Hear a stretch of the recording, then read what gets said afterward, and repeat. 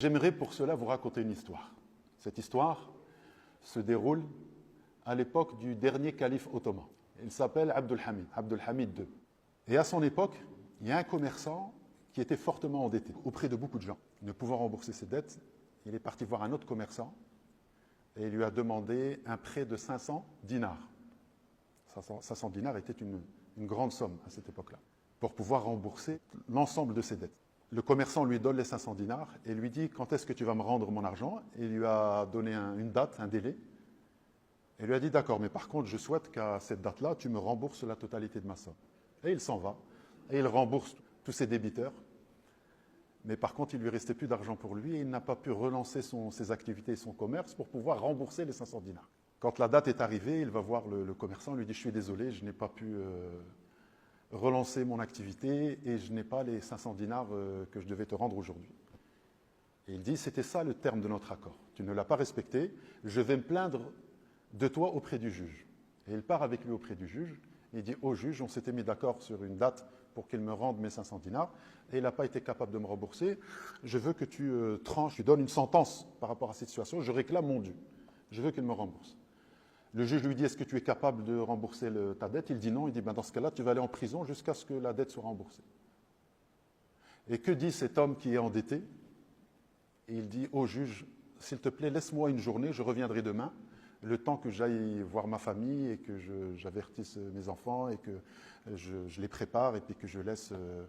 voilà, parce qu'ils ne vont pas me voir pendant une longue période, j'aimerais les revoir une dernière fois et puis organiser un petit peu ma situation familiale avant de revenir et de rentrer en prison jusqu'à ce qu'une solution soit trouvée. » Je lui dis « Mais quelle garantie j'ai que tu reviens demain ?» Et il dit « Je n'ai pas de garant, j'en ai qu'un seul. » Il dit « Qui est-il ?» Il dit « C'est Rasulullah sallallahu alayhi wa sallam. Rasulullah sallallahu alayhi wa sallam est mon garant. Et je jure par Allah, si je ne tiens pas mon engagement et que je ne reviens pas demain, je jure devant Allah que je suis sorti de la Ummah de Nabi sallallahu alayhi wa sallam. Je ne fais plus partie de la communauté du prophète.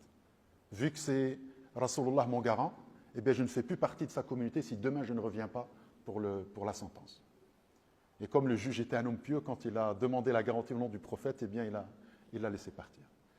Et il va auprès de sa femme, il dit « Voilà ce qui s'est passé et je dois aller en prison demain. » Elle a dit « Mais comment ça se fait que le juge t'a laissé partir? Normalement, il aurait dû t'incarcérer de suite. Comment ça se fait qu'il t'a laissé partir ?» Il dit « Bien, je lui ai proposé un garant et il a accepté ce garant. » Il dit « Quel garant ?»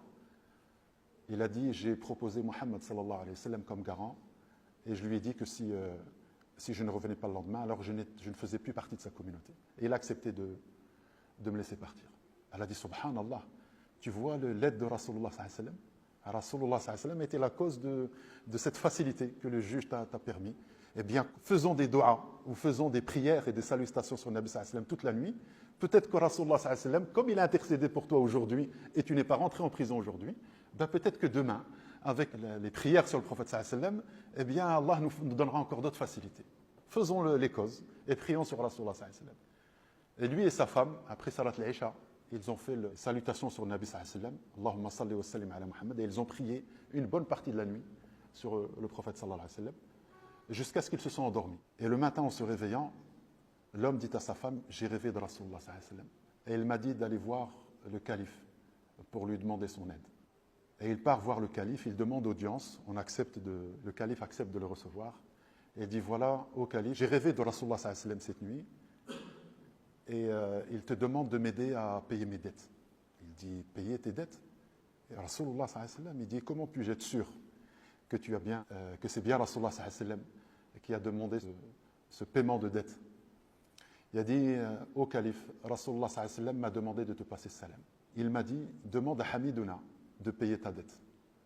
Et s'il t'interroge sur le signe que j'ai bien communiqué avec toi et que je t'ai bien donné cette consigne, dis-lui que nous sommes au courant que chaque jour, il fait 1000 prières sur Rasulullah sallallahu alayhi wa sallam. Et il a commencé à pleurer. Parce que ça, c'était entre lui et Allah et entre lui et le prophète sallallahu alayhi wa sallam. Personne ne pouvait être au courant de cette prière constante sur Nabi sallallahu alayhi wa sallam qu'il faisait au quotidien. Et Rasulullah sallallahu alayhi wa sallam m'a dit de te dire que cette nuit, tu n'as pas fini les 1000 prières que tu faisais habituellement. Tu t'es endormi avant de finir les 1000 prières sur le prophète sallallahu alayhi wa sallam. Et dis à notre calife que nous lui comptons sa quantité habituelle complète, malgré qu'il n'a pas terminé hier. Et il s'est mis à pleurer. Et il a compris réellement que c'était un message du prophète sallallahu alayhi wa sallam à travers le rêve de cet homme. Et il s'est senti honoré par le fait que Nabi sallallahu alayhi wa sallam le sollicite pour aider un musulman. Et qu'est-ce qu'il a fait? Il lui a donné 500 dinars. Il lui dit, ça c'est pour ta dette, pour que tu paies ta dette auprès du juge, chez qui tu retourneras. Et voici 2500 dinars, ça c'est mes fonds propres. Les 500 dinars, c'est le trésor public. Je t'aide avec l'argent du trésor public. Et les 2500 dinars, c'est mon argent personnel.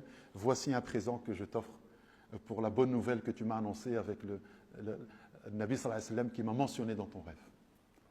Et il est parti heureux et satisfait. Il part voir le juge pour lui dire qu'enfin il a l'argent pour rembourser ses dettes et il n'ira pas en prison.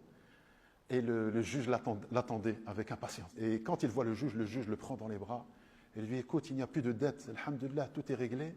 C'est moi qui vais régler tes dettes et c'est moi qui vais payer tes dettes.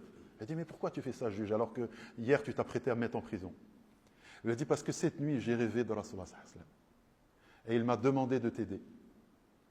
Et il m'a dit, si tu aides ce croyant, si tu payes sa dette, eh bien nous allons payer tes dettes Yawm al-Qiyamah.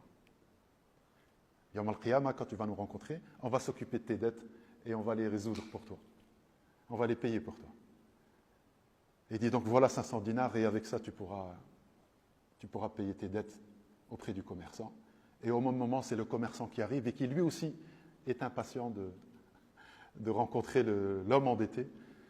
Et lui dit, Masha'Allah, grâce à toi cette nuit, j'ai vu Rasulullah sallallahu alayhi wa sallam et je suis honoré d'avoir vu Rasulullah sallallahu alayhi wa sallam dans mon rêve. Et il m'a dit, si tu lui pardonnes, nous te pardonnerons le jour dernier. Donc il lui dit, non seulement je te pardonne, mais moi aussi j'aimerais te donner 500 dinars. Il avait 500 dinars de dette et ce jour-là, il se retrouvait avec 4000 dinars de surplus, de quoi vivre lui et sa famille confortablement. Et ça, c'est une histoire qui est arrivée à l'époque du calife Abdul Hamid II, au début du XXe siècle. Allahu Akbar.